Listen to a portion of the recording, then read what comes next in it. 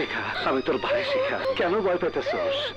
কেন পালে বাঁচবা চেতেছস? সোশ্যাল মিডিয়ায় হঠাৎ করে ভাইরাল হয়েছে ঢাকাই সিনেমার প্রয়াত জনপ্রিয় নায়ক মান্না ও দক্ষিণ ভারতীয় সুপারস্টার থালাপতি বিজয়ের একটি ছবি। ছবিটিতে দেখা যায় দুই তারকা পাশাপাশি দাঁড়িয়ে হাসি মুখে ক্যামেরার দিকে তাকিয়ে আছেন। মুহূর্তে ছবিটি ছড়িয়ে পড়ে ফেসবুক, টিকটক ও বিভিন্ন প্ল্যাটফর্মে।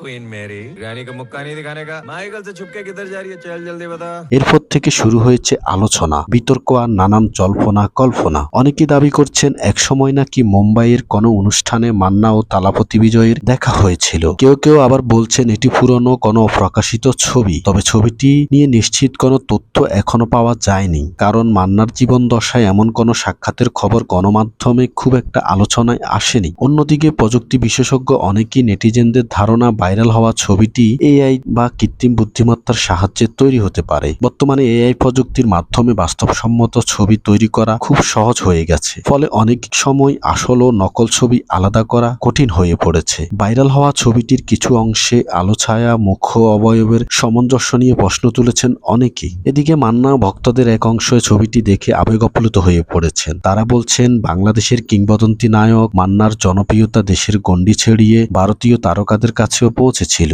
আবার বিজয় ভক্তদের কেউ কেউ এটিকে শুধু ফ্যানমেড বা ভক্তদের তৈরি কন্টেন্ট বলে উল্লেখ করেছেন। তালাপতি বিজয় সাম্প্রতিক সময় মুখ্যমন্ত্রী হয়েছেন।